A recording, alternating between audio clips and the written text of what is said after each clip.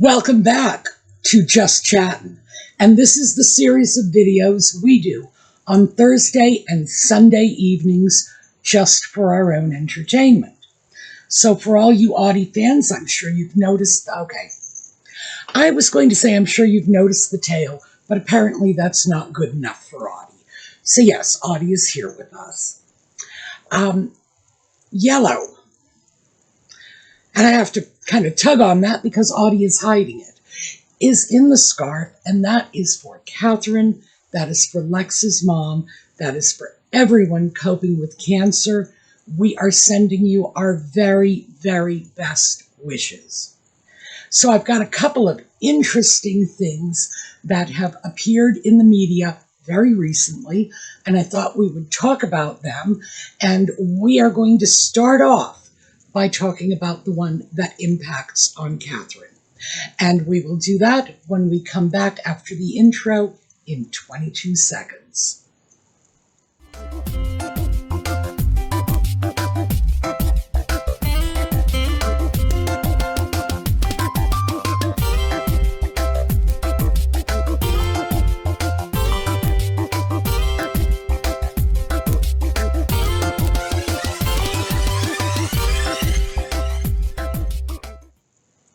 So this is a story that seems to be gaining traction, not just with the UK press, but in the US press as well. And that is a rumor. And I'm going to call it a rumor because there are no documented sources. Perhaps it is true. Perhaps the sources are knowledgeable. But unless they want to identify the sources, I'm going to have to leave it in the realm of rumor. As always, the articles are all listed in the video notes. So here's the rumor. Meghan has apparently gone to Catherine and has begged her, that's their word, begged her to intercede with the royal family on behalf of herself and Harry the sock puppet in order to broker a reconciliation. Well, that's interesting. Maybe it did happen, maybe it didn't. Nutmeg has been known to throw stories out just to test the waters. She also throws stories out in an effort to push people into corners so they will do what she wants. For example, several years ago, she threw out a rumor that she was going to be appearing at the Oscars, and this is shortly after she and Harry moved to the US. She was going to be at the Oscars giving out the Best Picture award. So, was that a legitimate rumor? Probably not. This was probably Nutmeg and or her staff, which is virtually the same thing, throwing a rumor out into the ether in the hopes that the Academy would then feel pressured to make it come true. Yeah, it's like sympathetic magic. We haven't seen that since the days of the Neanderthal people drawing a successful bison hunt on the cave wall. But let's face it, that's just about Nutmeg's level of processing. So, am I willing to say there is truth to the rumor? No, not unless somebody's going to give a source, not unless somebody is going to put their name to it. That has not happened yet. So could it be simply that Nutmeg is trying to, again, test the waters, see if perhaps Catherine might be willing to do this? Lord knows they need it, as we shall see when we get to the second story we're looking at today. But is it likely?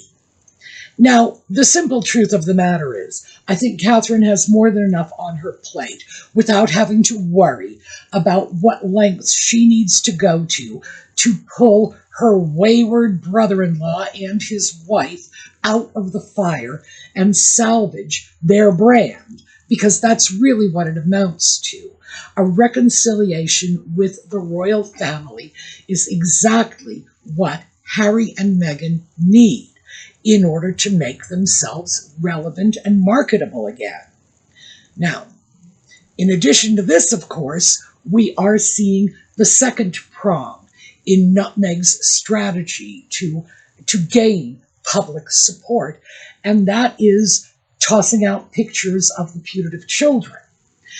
Now, if you'll all recall, we've gone for many years with Harry and Meghan both saying, we want to protect our children from intrusions on their privacy, and we don't want them to grow up in the fishbowl I grew up in. That's Harry's big one.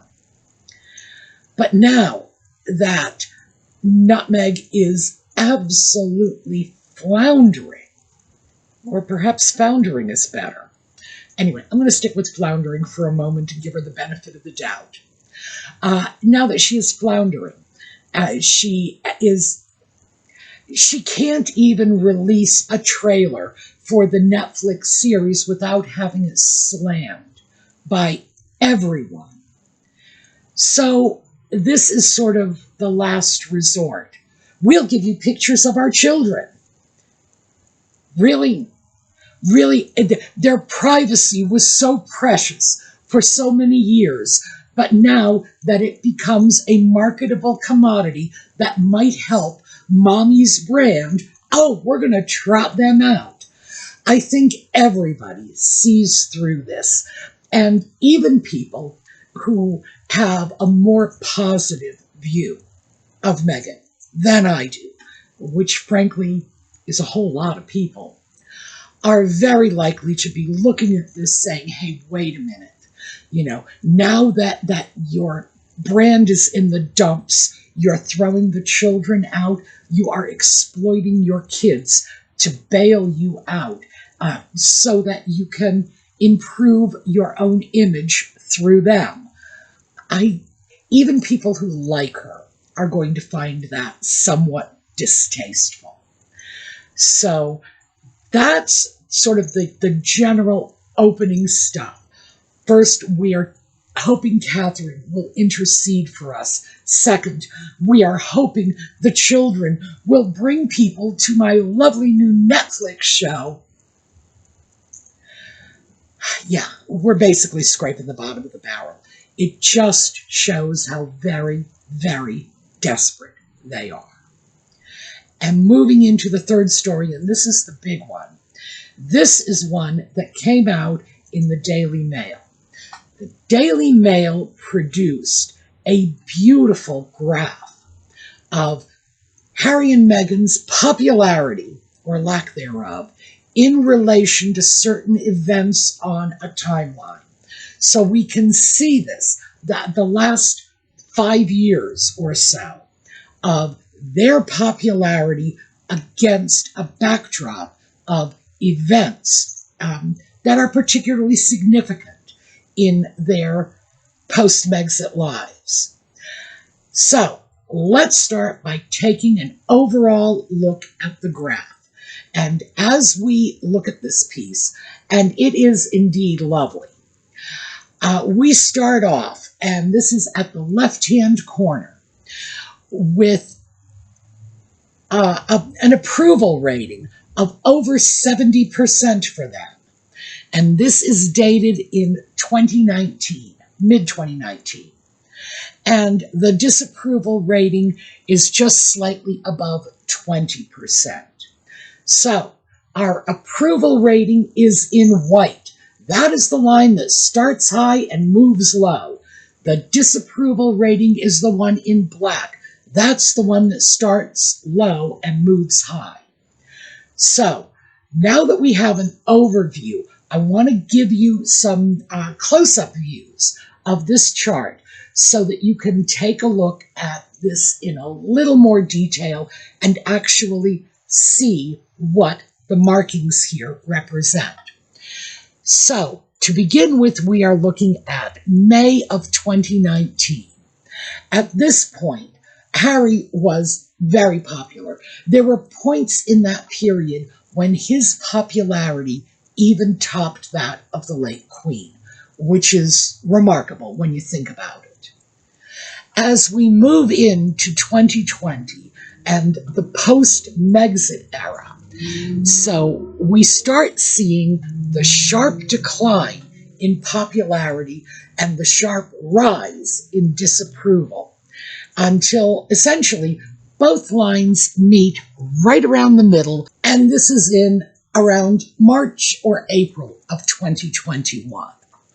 So, what happened there? Well, the Oprah interview. And in fact, although Megxit was in reality the beginning of the end, the Oprah interview was the beginning of the sharp decline, and the fact at this point there was very little hope of recovery. Things just went from bad to worse. But please note, at this point, the popularity marking and the unpopularity marking are meeting right about in the middle, and this is at roughly the 50% line on the graph.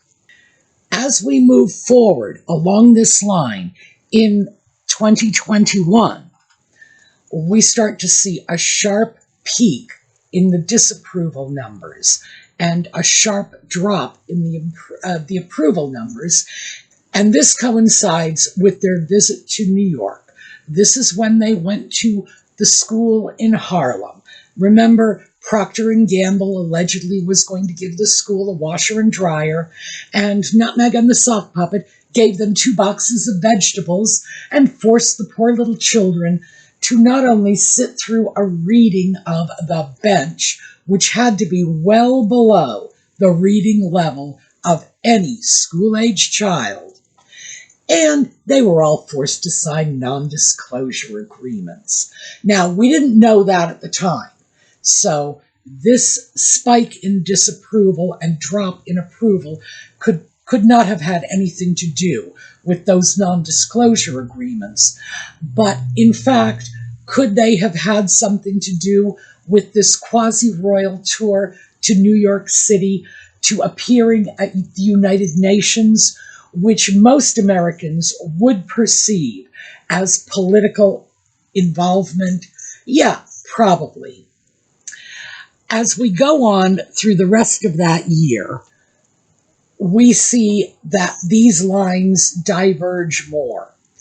More people are expressing disapproval, fewer people are expressing approval.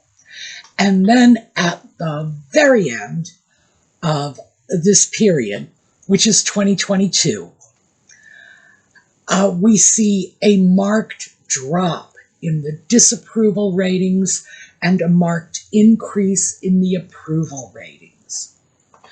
This coincides with the death of the late Queen, and the numbers virtually touch in the middle once again. Is this because people were so delighted with them? Probably not. In reality, it is far more likely that what was going on was that natural human need for peace and solidarity in the face of what I'm sure most Brits must have considered one of the worst national tragedies they had faced in their lifetimes. I will certainly tell you I'm not British, and this is one of the worst tragedies that I faced in my lifetime. The late Queen had been there for my entire life, and her loss was significant. It was a time in which I was very much engaged in retrospective and introspective thinking. So, does this surprise me? No, not at all. People do have a natural tendency to band together in times of great stress. And I dare say this was indeed a time of great stress for the British people. Almost immediately following the event, the lines diverge again. The disapproval rating shoots very high. The approval rating drops very low. And we see this remaining consistent throughout the end of the period they are graphing, which is through August of 2024. So in August of 2024, what we are looking at is a disapproval rating that is almost as high as the approval rating had been some 5 years earlier, and an approval rating that is just as low as the disapproval rating had been. So the numbers have completely reversed themselves. Now, there is one little thing I wanted to point out. A little peak in the approval rating in the spring of 2024 and a little drop in the disapproval rating that corresponds. And interestingly enough, this was about the time that Nutmeg launched, if you want to call it that, American Riviera Orchard. So that did seem to generate a little bit of favorable press for her. This was also the period in which the sock puppet was actively hyping the Invictus Games, and that it made a little blip on the radar, not much. But I think what we have, the overall picture from this graph, is people who had an incredible situation of extreme popularity, and within the short space of 5 years managed to turn it on its head. I gotta tell you, that takes talent. That really takes talent. So what are we looking at in terms of value? Well, the value of this, frankly, is, I was going to say, the value is primarily to Harry and Meghan. But the problem is, they are never going to be able to look at this objectively enough to derive the value from it. If they did, they would understand that it is their own actions that have resulted in their complete loss of approval, total bottoming out on that scale. But they can't see that. And obviously, the sock puppet can't see that because, frankly, to begin with, he's a dim bulb. And frankly, in that echo chamber he lives in now, he's becoming dimmer and, frankly, crazier with every passing day. This is a person who does not hear real-world opinions. All of his friends have been alienated from him. Anybody who would have sat him down and said, "Listen, Harold, this is what's going on, pay attention," they have all been excised from his life. Therefore, he has no legitimate feedback. It's like he is in a bubble with his own opinions bouncing back and forth across the edges. He's not hearing any sound except that of his own voice or the little woman's. So do I expect him to take anything from it? No. Do I expect the little woman to take anything from it? No, but for different reasons. We need to remember that Meghan really, truly believes that it is her destiny to become the most adored and admired person on the planet. This is her divine right. It's her destiny. She will achieve it. It is her goal. Can she look at something like this? A graph that says, the more you open your mouth, the more we dislike you. No. That's not going to register for her. And some of you may be thinking, oh, she's got a PR team. Will it register for them? If it does, they'll quit. Period. If I were handling her public relations and I saw that graph, I'd hand in my resignation. Period.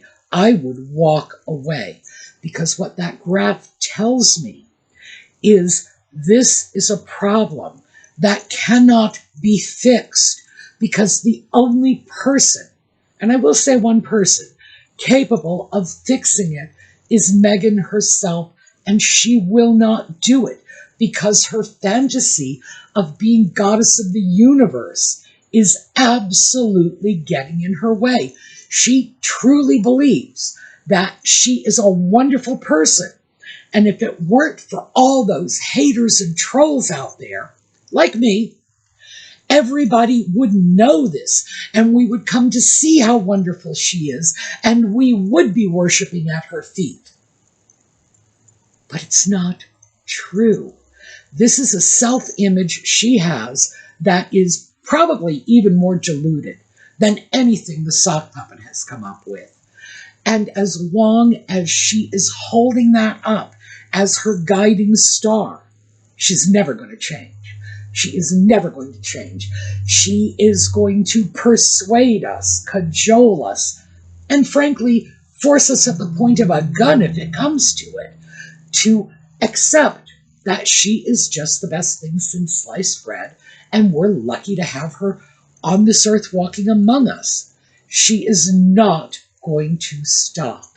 We have seen this. She believes this is her rightful place in the universe.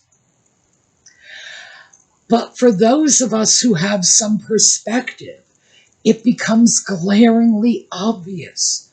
The more they try to force the general public to like them, to revere them, to hang on their every word, the more resistance they are going to get.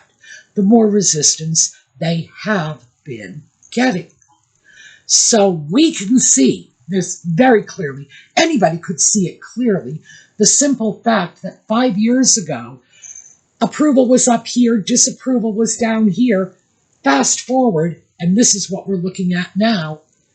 No, this is certainly not what any of us really need to have explained to us. So I found that remarkably interesting because although, as I say, we know this, we know they open their mouths, their popularity drops. It's like that old joke. Better to remain silent and be thought a fool than to open your mouth and remove all doubt. So yes, we have seen this, but now we have the proof. We actually have the documented polls to verify everything we have known all along. And that's very important because anybody can throw an opinion out there, but if you cannot back that opinion up with concrete facts, well, you know what they say about opinions. And this time we can back it up with concrete facts. They were far more popular within the royal family. When they left, their popularity just tanked. And there's no going back. No matter what those earlier stories about let's beg Catherine to intercede for us might lead some people to believe. No, there's no going back. It is very unlikely that the British people would accept the sock puppet back as a working royal after the disclosures, that most of which were false, by the way. So when I say disclosure, I'm not trying to give them that veneer of respectability. Most of the disclosures in the Oprah interview were just appalling. People did not quickly forgive that. The disclosures in Spare, again, appalling. People did not forgive that. The sock puppet himself, out of his own mouth and tripping off the pen of his own ghostwriter, has slammed his family to such an extent that even if the family were willing to forgive, the people who love the family will not be. So, is it likely they're going to go back? No, I don't see that as anything resembling a possibility. Is it likely that throwing out a few pictures of the putative children are going to salvage Nutmeg's brand as it is circling the drain? Probably not. We now have some concrete evidence to show exactly what has happened and exactly who is the author of this. They have done this to themselves, and we now have the proof. So I hope you have enjoyed that chart as much as I did. I always love it when anybody will come up with a nice, compelling piece of scientific argument to further their point. And the Daily Mail has done that. And frankly, I think the sock puppet would have been a whole lot smarter if he had just left that publication alone. Because if this is how they are dealing with him henceforth, oh, I think the party has just barely gotten underway for him. And my money's on the Daily Mail coming out on top in the end. All right, so that is what I have for you today. We are going to take a look at a slideshow on the way out. And because unfortunately we did have to deal with the passing of the late Queen, very sad for me still. I'm sure it's very sad for a lot of you. I'm going to dig out one of our great Queen slideshows, and hopefully we'll get a little cheering up before we have to go back into the real world. So thank you all for being with me. I hope to see you next time. And meanwhile, have a terrific day.